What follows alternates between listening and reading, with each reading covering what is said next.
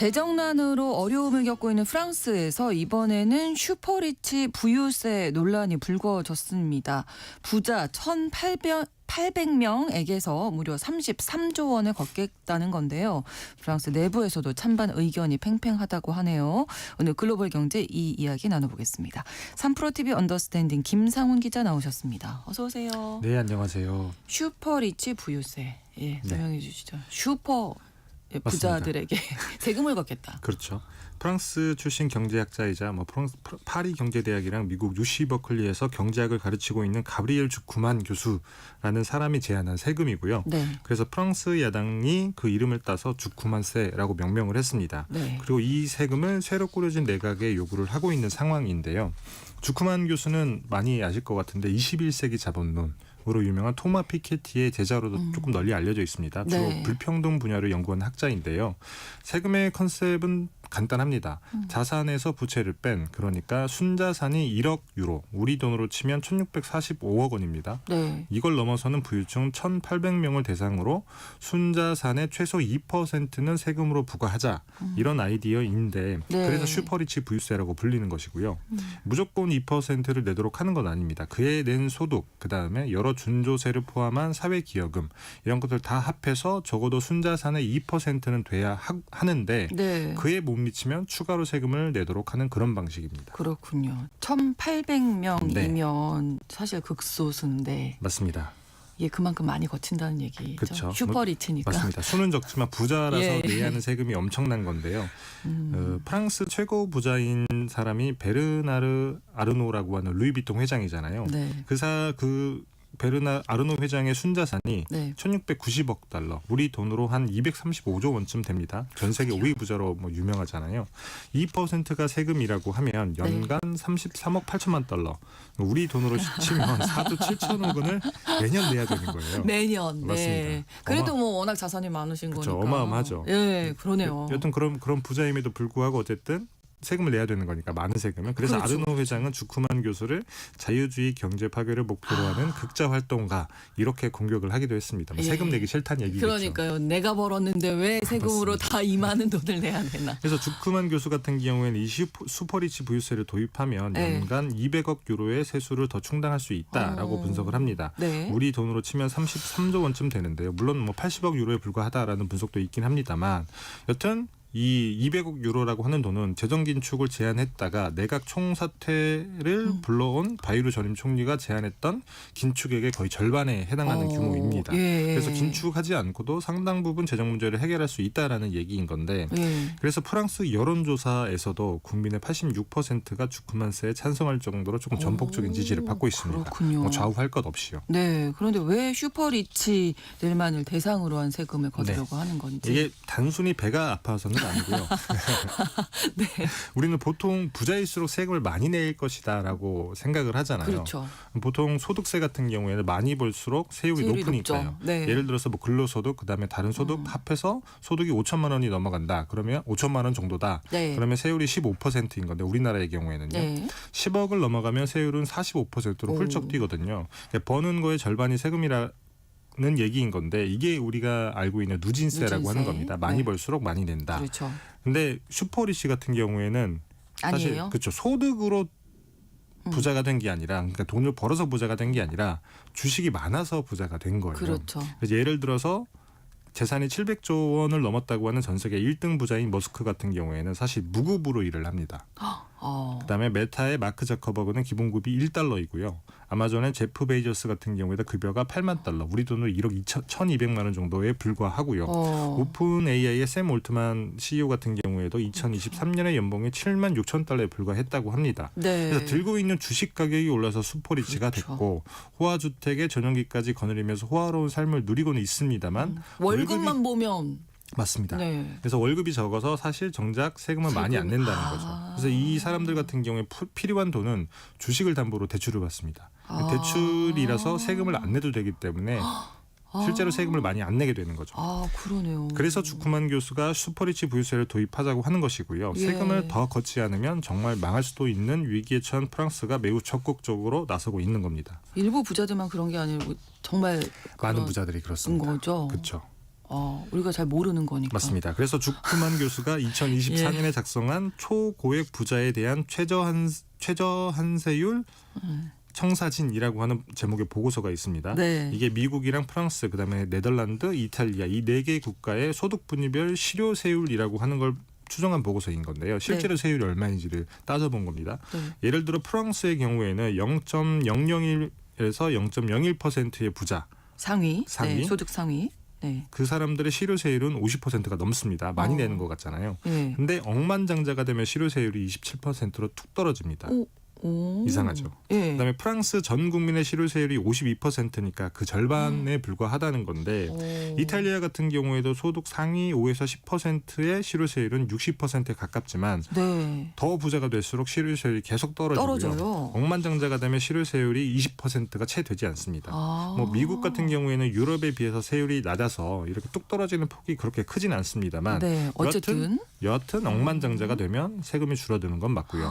이렇다 보니 전 세계적으로 부유세를 도입해야 한다라는 요구가 끊이지 않는 겁니다. 더욱이 아주 극소수만 부자를 대상으로 하니까 사실 네. 조세 저항이라고 하는 게 그렇죠. 벌어지기도 쉽지 않잖아요. 네, 그래서 네, 선진국을 중심으로 재정 문제에 골머리를 앓고 있는 나라들이 계속 늘어가고 있기 때문에 부유세를 거둬야 된다. 이런 얘기가 나오고 있는 겁니다. 억만장자가 되어보지 않아서 절대 몰랐던 맞습니다. 그런 얘기인데 실제로 부유세를 시행하고 있는 나라가 있습니까? 네, 사실 부유세는 꽤 오래된 세금이에요. 19세기 말부터 유럽에서 조금 유행을 했는데요. 예를 들어 독일이 제2차 세계대전 이후에 경제를 재건하기 위해서 부자의 순자산의 부유세를 부과한 적이 있고요.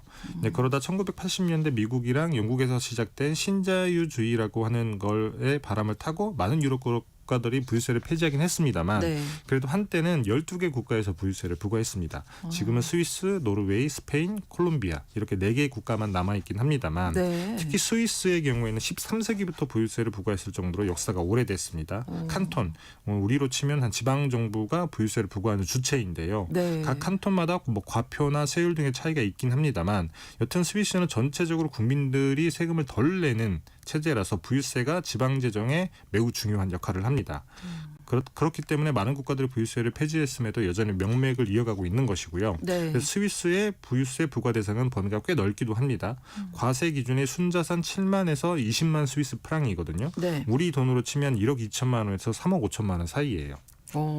그래서 뭐 그렇게 큰 부자가 아닌 것 같은데 네. 부유세를 내는 거죠. 네, 대신에 그러네요. 다른 세금을 적게 내는 그런 체제라는 겁니다. 그렇군요. 평균 세율은 0.1% 정도이고 그래서 전체 GDP에서 부유세가 차지하는 비중도 1.4%에 달할 정도입니다. 네. 그럼 다른 나라 뭐 노르웨이 같은 경우는 네, 어떻습니까? 스위스 다음으로 부유세를 많이 걷는 나라가 노르웨이인데 네. 여기도 100년의 역사를 가지고 있어요. 그래서 미혼이면 70만 크로네, 우리나라 돈으로는 2억 4천만 원, 부부면 340만 크로네, 우리 돈으로 치면 4억 8천만 원을 초과하는 자산에 대해서만 과세를 하는 방식이에요. 네네. 그래서 세율은 중앙정부가 0.3%, 그다음에 지방정부가 0.7%를 떼가고요.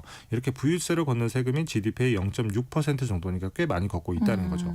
스페인이나 콜롬비아는 사실 부유세 세율이 더 좁아서 세수가 적어서 그렇게 큰 의미가 있지는 않긴 합니다만 네. 여튼 시행을 하고 있습니다. 네. 네. 근데 지방 정부는 뭐 국가 재정에 어쨌든 부유세라는 게 도입이 되면 뭐 도움이 많이 될 것 같은데 그렇죠. 많은 국가에서 왜 부유세를 폐지를 했을까요? 이게 사실 치명적인 맹점이 이런 거예요. 부자들이 세금을 피해서 다른 나라로 이사를 가버린다. 그러면 뭐 받을 방법은 그렇죠. 그러면 없군요. 세금 낼 사람이 줄어드니 오히려 세수가 줄어들 수 있는 전체적으로 줄어드는 맞습니다. 거죠. 실제로 그 프랑스와 올랑드 프랑스 전 대통령이 부유세를 부과한다고 할 때 네. 아르노 루이비통 회장 같은 경우에도 벨기에로 이사를 가려다가 그게 무산이 되면서 접었던 그런 그 사례가 있기도 합니다. 바로 옆에 있으니까 벨기에가. 맞습니다. 그래서 그럴 수 실제로 있겠네요. 스위스에서는 해외로 이주하는 부자들 때문에 항상 이슈가 되고 있기도 하고요. 네. 그래서 최근에 있었던 총선에서도 부유세 폐지가 가장 뜨거운 이슈이기도 했습니다. 결과는 부유세를 지지하는 좌파 여당이 승리하긴 했습니다만 여하튼 부자 입장에서는 옆 나라로 가면 세금을 적게 내는데 굳이 부유세 많이 내는 나라에 있을 필요가 없는 겁니다. 그러네요. 그리고 이중과세 논란도 있어요.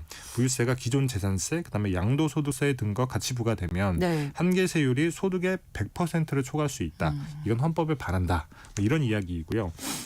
그래서 이런 이유 때문에 신자유주의가 뭐 세계사적 조류로 자리 잡았던 시기에 많은 나라에서 부유세를 폐지했던 것이고 이게 부유세가 다시 도입 부유세 도입 논의가 다시 고개를 들기 시작한 게 2008년 금융위기 이후부터입니다. 네, 재정이 이제 어려워지다 보니까 그런 건가요? 맞습니다. 네. 신자유주의는 말 그대로 시장 원리에 따라서 승자가 생존해서 돈을 독식하는 거잖아요. 그렇죠. 그래서 태생적으로 안고 있는 문제가 양극화랑 불평등입니다.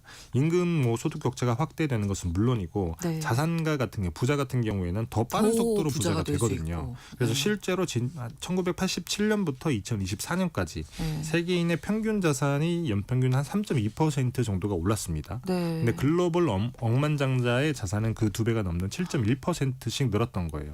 그래서 신자유주의 체제에서 양극화는 자연스러운 현상이긴 합니다만 네. 이게 심해지면 사실 공동체가 무너지거든요. 그렇죠. 다들 아시겠지만 내가 돈 못 버는 건 참아도 집에서 상사하는 건 참을 수가 없다. 뭐 그런 심리랑 예. 비슷한 건데 네. 그래서 이걸 수정하기 위해서 새로운 세금이 필요하다라는 목소리가 꾸준히 커졌던 것이고요. 그래서 2008년 글로벌 금융위기를 기점으로 부유세에 대한 사회적 요구가 부쩍 커진 겁니다. 네. 신자유주의의 화신이라고 할 수 있는 게 사실 미국이라고 하는 나라인데 그렇죠. 미국은 2011년에 오바마 행정부 때 버핏세라고 하는 걸 도입하려고도 했는데 그게 대표적인 사례입니다. 그러군요. 버핏세가 우리가 알고 있는 워렌 버핏의 맞습니다. 버핏이시겠죠? 워렌 버핏 버크셔 해서웨이 회장 이름에서 따온 네. 세금인 건데 버핏 회장이 2011년에 뉴욕타임즈에 기고한 글이 발단이 됐습니다. 네. 당시에 그는 나를 포함한 미국의 슈퍼리치들은 중산층이나 사무실 직원보다 훨씬 낮은 세율을 적용받고 있다라고 폭로를 한 건데 네. 당시 그는 자신의 실효세율이 17.4%에 불과하다라고 얘기를 합니다.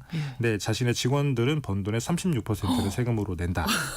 그래서 부자들 같은 경우에는 근로소득보다는 자본이득이 훨씬 크거든요. 그러니까 자본이득 같은 경우에 누진세도 아니고 세율 자체가 낮기도 하고요. 그다음에 팔아서 수익을 내지 않고 그냥 들고만 있을 경우에는 과세가 이연되는 효과가 있어서 실제로 내는 세율, 실효세율은 그것보다 더 낮습니다. 그렇군요. 그래서 오바마 행정부에서 연간 소득이 100만 달러, 14억 원을 초과하는 부유층만을 대상으로 최소 30%의 세율을 적용하자라는 일종의 부유세를 도입하려고 했던 건데 네. 뭐 결국 미국 의회에서 부결이 되긴 했습니다만 여하튼 과거 저성장 시대의 재정 적자, 그다음에 팬데믹을 거치면서 더 커진 재정 적자 문제로 사실 선진국 중심으로 굉장히 재정 위기 이런 것들이 많이 나오고 있잖아요. 네. 근데 이미 늘려놨던 사회보장 지출은 줄일 수가 없고 세금은 걷기 어렵고 그러니까요. 그래서 다시 부유세 도입 요구가 커지고 있는 겁니다. 예.